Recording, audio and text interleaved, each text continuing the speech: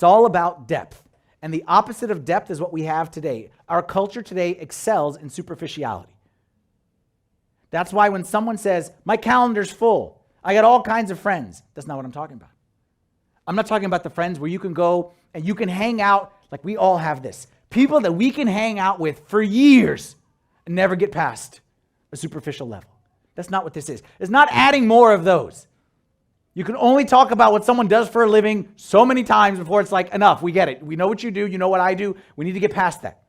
That's what life groups is all about. Life groups were created, and life groups are specifically, like the questions and the discussions are specifically designed to allow us to go past superficial into a level of depth.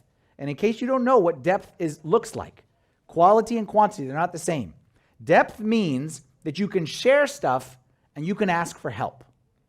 Depth means that you can share something that's slightly embarrassing without fear of judgment.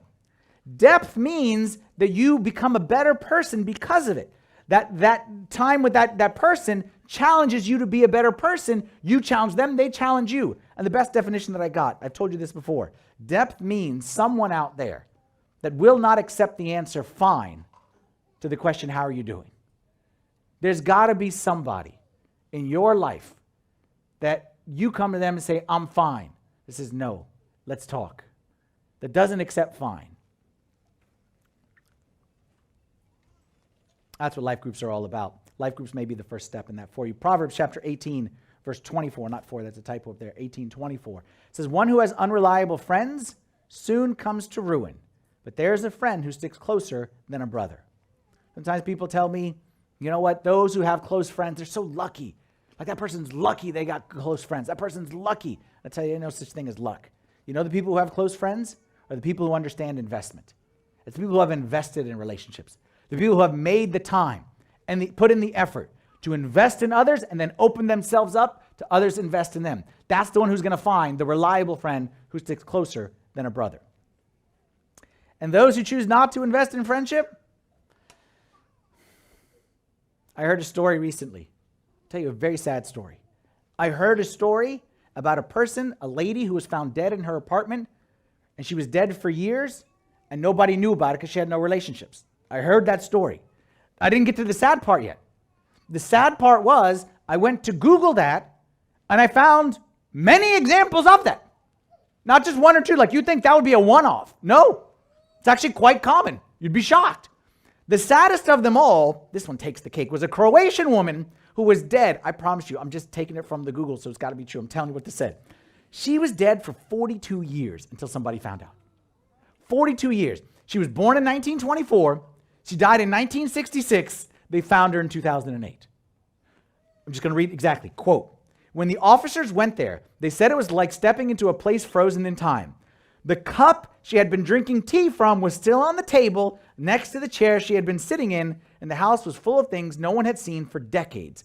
Nothing had been disturbed for decades. Neighbor gave a quote, said following, quote, I still remember her. She was a quiet woman who kept to herself. Yeah, obviously. Okay. She was a quiet woman who kept to herself, but polite. We all thought she had just moved out to live with relatives. That's so sad. It's not sad. That's tragic. It's mortifying. But here's the thing. Stick with me on this one. Just trust me on this one. Could there be a chance that this could be you? Not physically, but spiritually. I'm not worried about you physically because you got a million people that ask about you and that check on you and he didn't post it in days. Something's got to be wrong. She didn't show what she ate for breakfast. Call the police. So somebody will know when you die. But my question is, if you spiritually die, if you spiritually are on life support, if your marriage is going down the toilet, is there anyone there who's going to know, who's going to care, who's going to be like, no, I'm coming in. I'm barging in. I'm breaking down the door. Your marriage is dying. Your kids, you're losing them. You're losing your spiritual health. Like you're dying. Is there anyone there who cares? Anyone there who you've invested in and that you've opened yourself up to they invest in you? This is never going to happen to us physically. But my fear is that some of us are dying. And there ain't anyone out there who's even praying, not even knocking the door, just praying for us. Good friendships aren't easy. They take time, they take effort, they take investment, they take energy, they take schedule, they take so much. But in the end, it's worth it.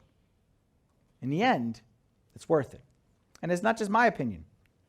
Hebrews chapter 10, verse 24 and 25, St. Paul seemed to think they were very important. He said, let us consider one another in order to stir up love and good works, not forsaking the assembling of ourselves together, as is the manner of some, but exhorting one another, and so much more as you see the day approaching. St. Paul's saying here, the closer we get to the end, the more we need each other. The closer we get, the more we need each other. The more that life and culture and society and the world, the more we need each other. And let us not forsake the assembling of ourselves together, as is the manner of some who say, I'm too busy, I don't have time.